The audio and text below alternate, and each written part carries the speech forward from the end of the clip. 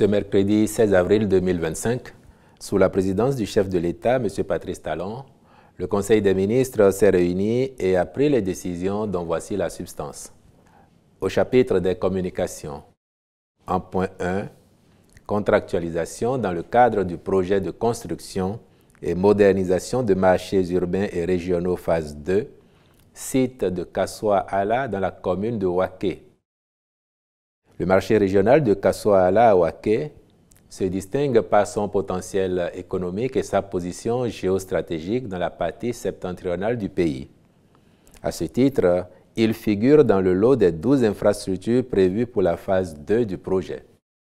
Ces atouts lui confèrent un caractère prioritaire et le Conseil a approuvé sa mise en chantier diligente en attendant l'aboutissement des procédures concernant les autres sites. Les ministres concernés veilleront à la finalisation des formalités irrelatives en prélude aux travaux. En point 2, mission de contrôle technique des projets de reconstruction du Hall des Arts et de construction d'une piste de karting à Cotonou. Dans le cadre du démarrage imminent de ces projets, qui participent de la modernisation et de l'attractivité de la ville de Cotonou, il a été autorisé la signature des marchés avec des cabinets spécialisés pour la mission de contrôle technique indispensable. Les ministres chargés du cadre de vie, de l'économie et des finances devront s'assurer de la bonne exécution des prestations.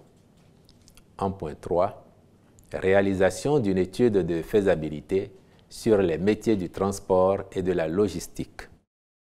La demande en main-d'œuvre qualifiée dans ces sous-secteurs augmente avec l'accroissement actuel du flux des transactions commerciales en cohérence avec le choix du gouvernement de faire du port et de l'aéroport de Cotonou des leviers de croissance économique et des plateformes attractives sur les plans régional et international.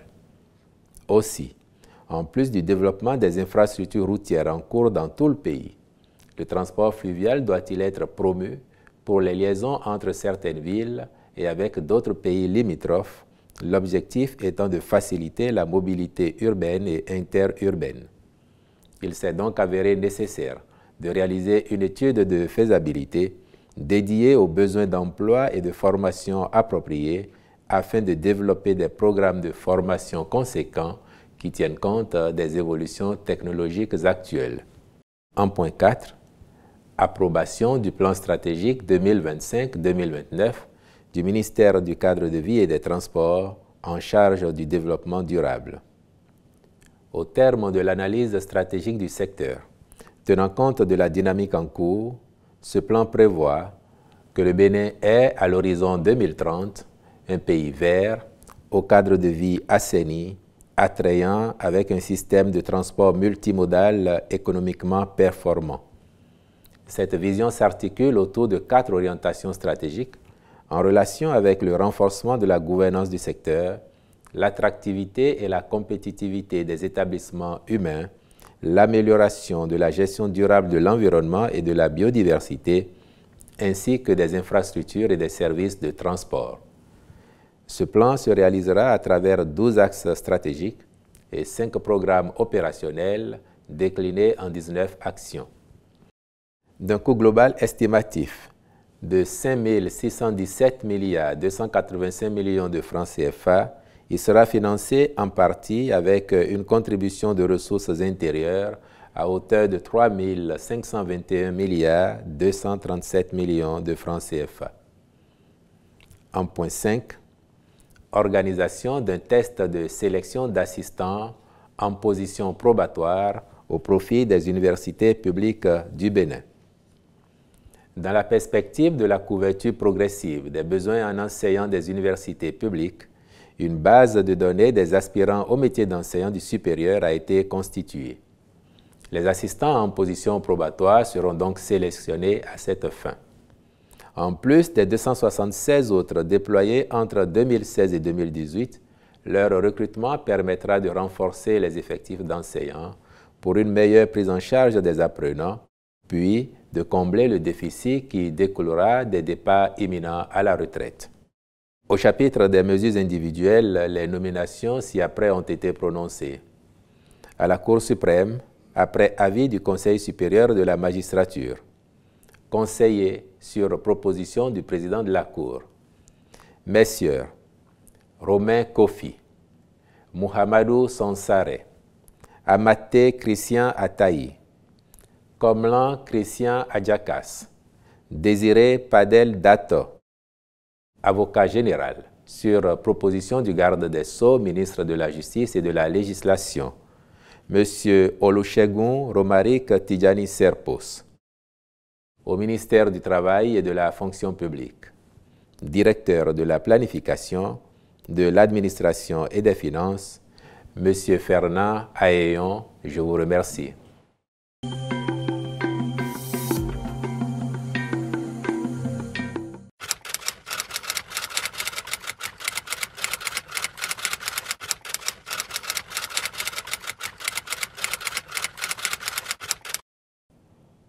Il y a une pratique qui a été enregistrée dans notre pays, qui ne date pas de maintenant, à savoir que dans les établissements publics ou privés, surtout privés, lorsque les parents d'élèves ne se sont pas acquittés des frais de scolarité de leurs enfants, les établissements, à l'occasion des devoirs composés, renvoient les enfants chez eux pour mettre la pression sur les parents.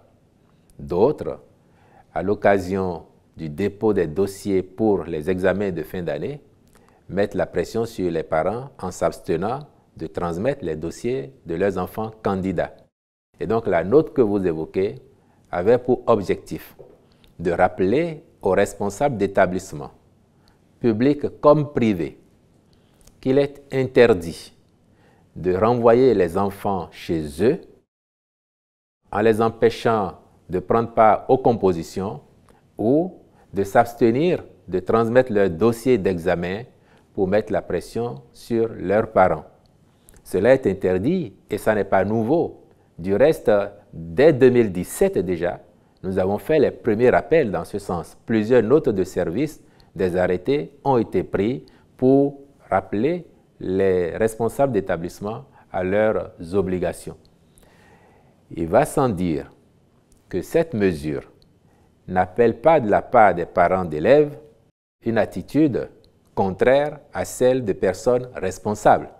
Et cette attitude responsable, lorsque nous avons inscrit les enfants et qu'il y a des frais de scolarité à payer, c'est qu'il faut les payer. Et bien entendu, dans notre pays, l'école primaire publique est gratuite pour tout le monde, filles comme garçons. L'école secondaire publique est gratuite pour les filles de la 6e en 3e. Et depuis l'année dernière, nous avons commencé à expérimenter l'extension de la mesure de gratuité de l'enseignement pour les filles jusqu'au niveau second cycle. L'année dernière, nous avons fait dans 20 communes à titre expérimental et nous avons reconduit cette année l'expérience afin de voir à terme s'il y a moyen de généraliser à tout le pays. En dehors des cas où il est formellement prescrit la gratuité, ou bien dans le cas où nous sommes en train de faire cette expérimentation de l'extension de la gratuité pour les filles du second cycle dans les collèges publics, nulle part ailleurs, il n'y a d'exonération de frais de scolarité. Donc notre mesure ne vise pas à priver les établissements des ressources qui leur permettent de tourner et de délivrer les enseignements aux enfants. Elle ne vise pas non plus à permettre aux parents d'élèves de ne pas s'acquitter de leurs responsabilités vis-à-vis des écoles où ils ont inscrit leurs enfants. Et donc, il faut que cela soit clair pour tout le monde. La mesure du gouvernement, conformément au droit à l'éducation des enfants, conformément à sa volonté aussi de ne pas soumettre les enfants à une pression inutile qui aurait pour conséquence plutôt de les frustrer, la mesure vise à les maintenir en classe lorsqu'il y a composition et à faire en sorte que leur dossier d'examen soit transmis. Il appartiendra aux écoles de prendre d'autres mesures pour recouvrer les frais de scolarité auprès des parents débiteurs plutôt que de mettre une pression injustifiée sur les enfants.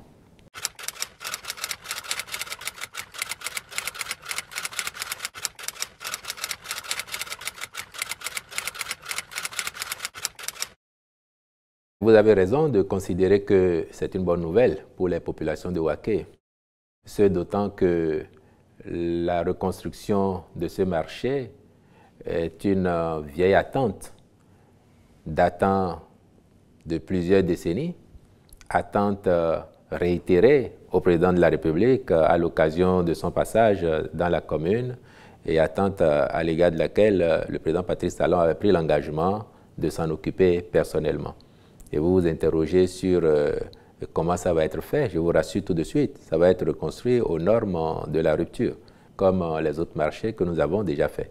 Et à l'arrivée, vous verrez très bien que les attentes seront largement comblées et pour le bien de la commune de Waké et au bonheur des populations.